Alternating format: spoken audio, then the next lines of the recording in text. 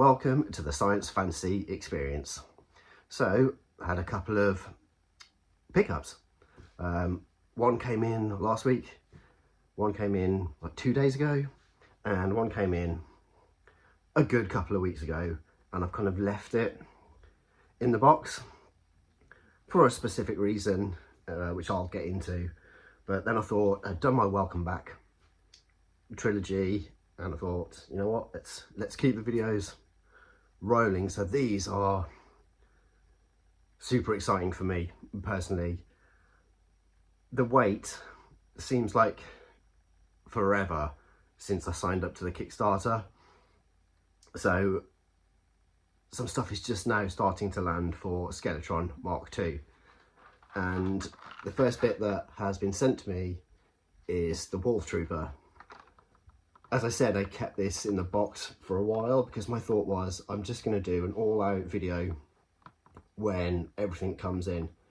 But since they've had delays in, construction and whatever, shipping, artwork finalization, it's now dropping throughout the different months of this year. I think it was meant to be out last year. It does seem like a while ago that we backed the Kickstarter. If I think back, it was when the HasLab Sky Striker and the HasLab, I'm going to say Star Saber from Transformers Victory and Skeletron Mark II, there were the three kind of things to back at the same time. And I would have happily have backed all of them if money was no, issue. But I knew I could only back one. Yes, I would have loved the Sky Striker. I never had one as a kid, but I've had plenty of other G.I. Joe vehicles. And as much as I love the Japanese continuity, I've got enough Transformers in my collection that I just felt I had to go down the Skeletron 2 route.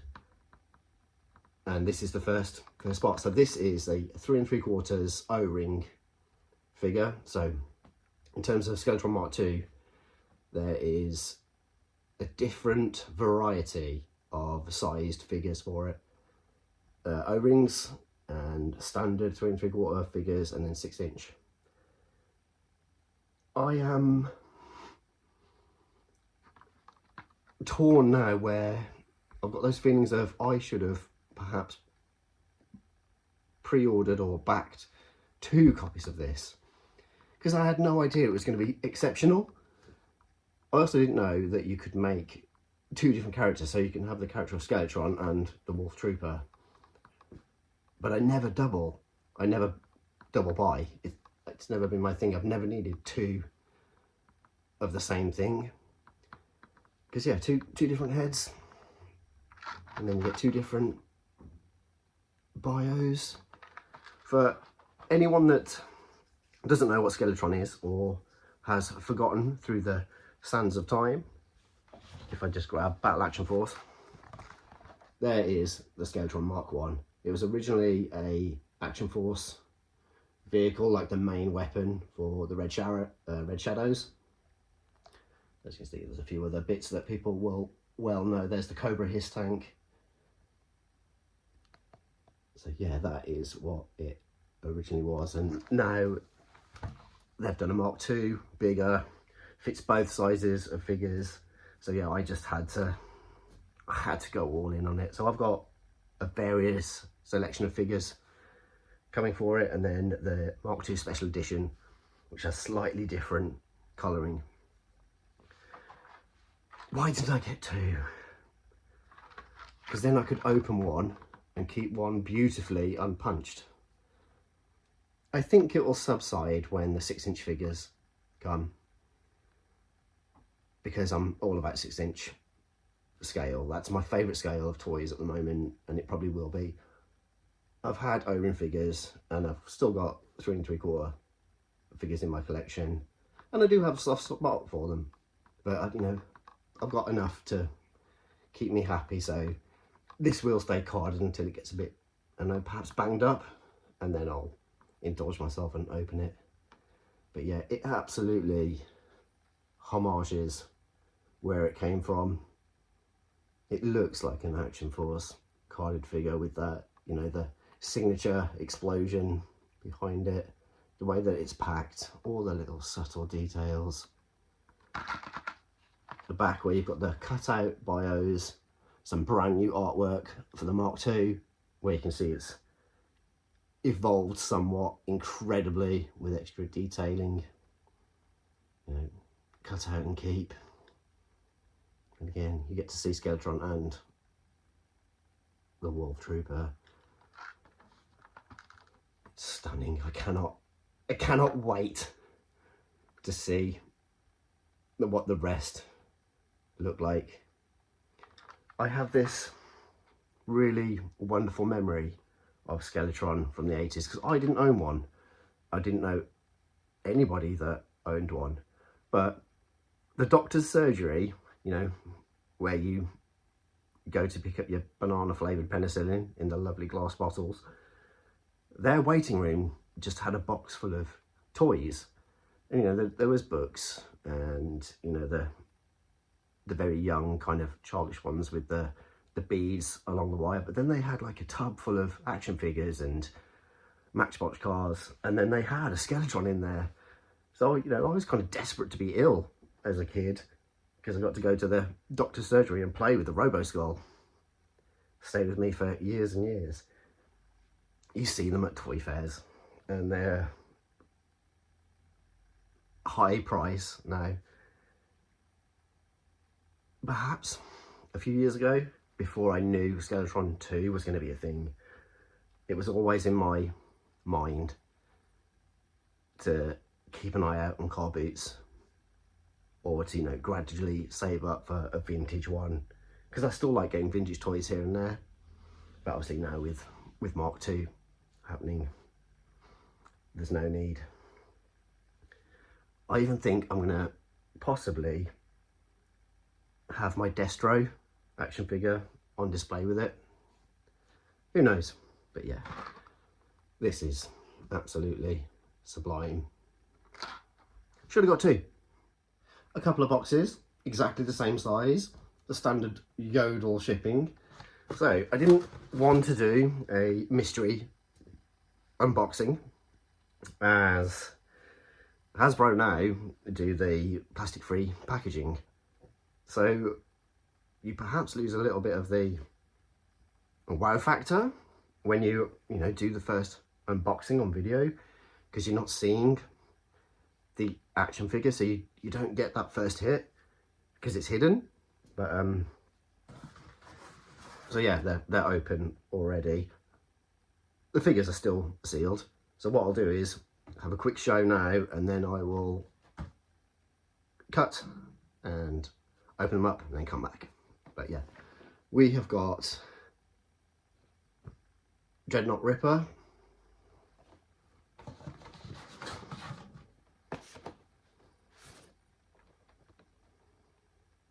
and Dreadnought Buzzer. Have I just switched them round? Buzzer, because he's got the chainsaw, and then Ripper, because he has got the whatever that thing is. Yeah, they are, looking at the packaging, they look great. I've purposely not watched any reviews. I know he's been out for a good couple of weeks. He's literally just come out this week. But yeah, I can see from the accessories and even like the box art that these are going to be fantastic. If you've watched my Figure Force videos before, I've done Dreadnought videos.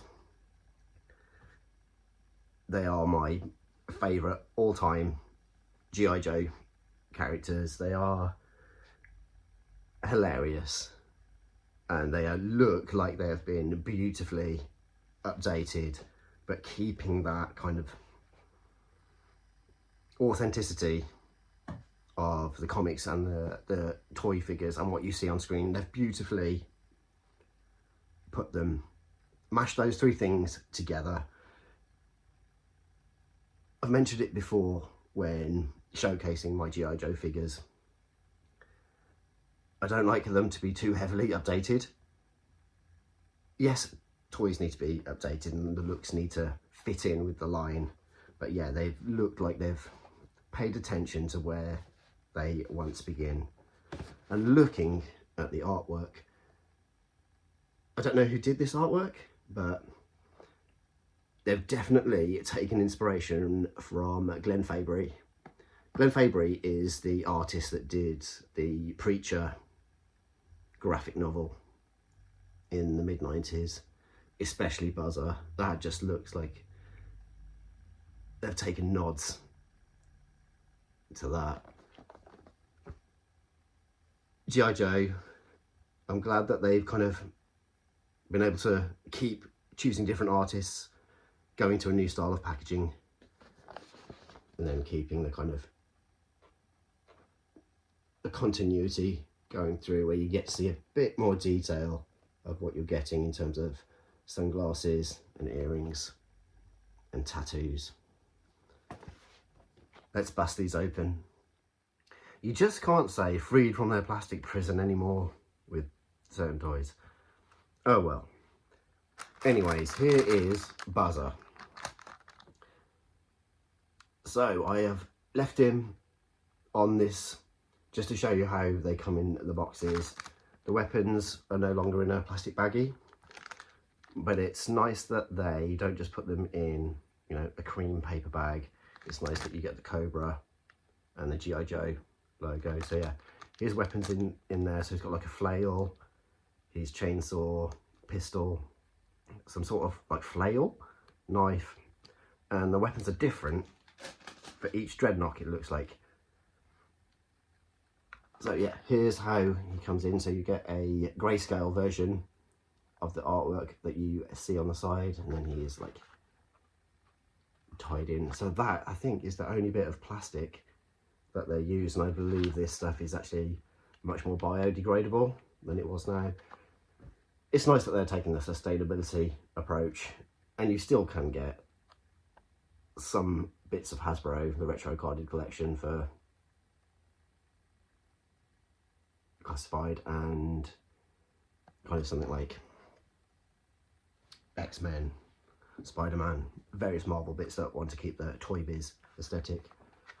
But you can see that they have, as I mentioned at the start, really kept it quite close to the toy, and the toy looked pretty much like the Sunbow cartoon and the comic. They all kind of kept that continuity, luckily.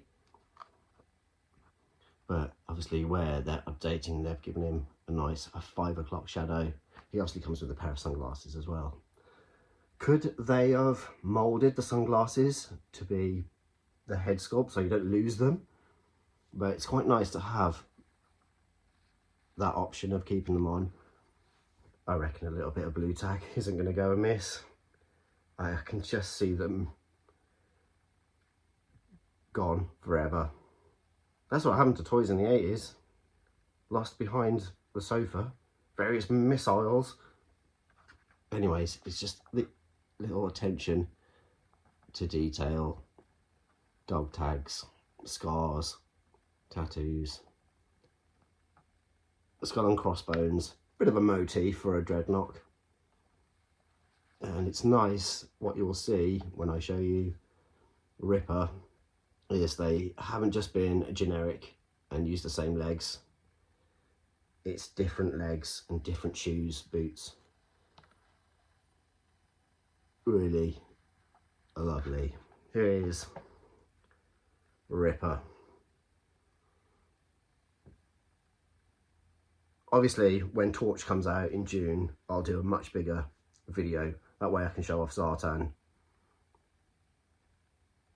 his sister, Torch, Ripper and Buzz are all as one.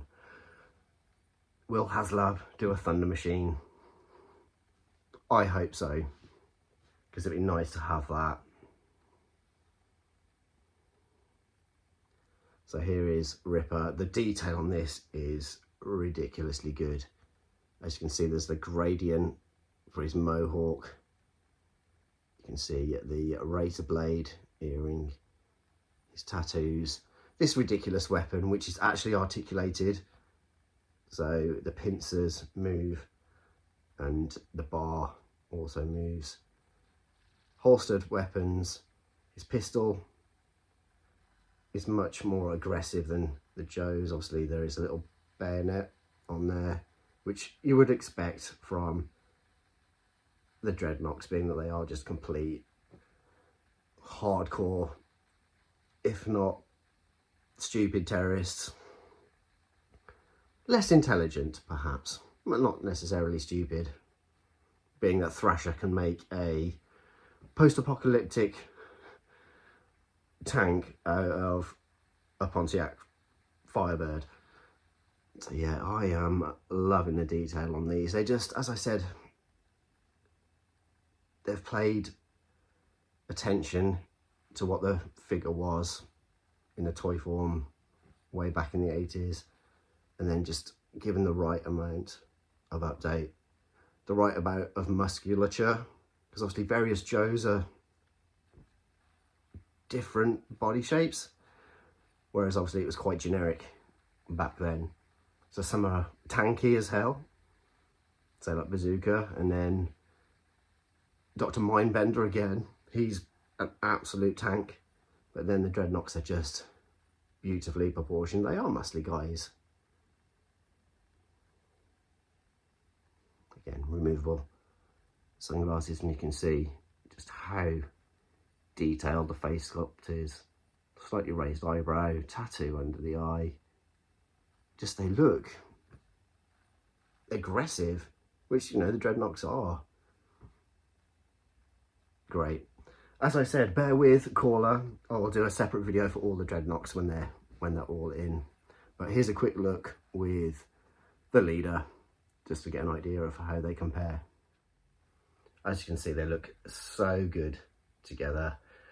Although the colours are, you know, varying, the whole palette is good. You know, they do base themselves in the swamps, and they are just urban and gritty for the Dreadnoks, and then just combat ready.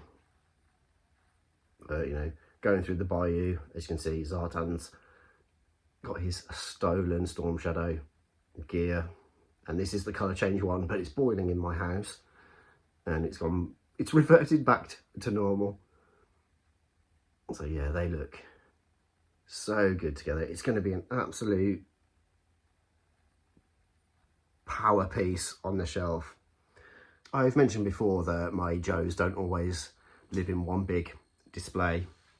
For example, you'd have Snake Eyes and Storm Shadow together, and what I'm going to do, I'm going to put the Dreadnoks just together, and as I said, it's going to be one hell of a awesome display. I think it'll look just really cohesive, and the slightly varying styles of each personality is really going to shine, but look, as I said, cohesive. I cannot wait for Torch to come out and live the dream of the Thunder Machine. Anyways, I am going to go and dunk some chocolate donuts in my grape soda. I've been Rudy Zasu, and always remember, it's as much about play as it is display. Thanks for watching.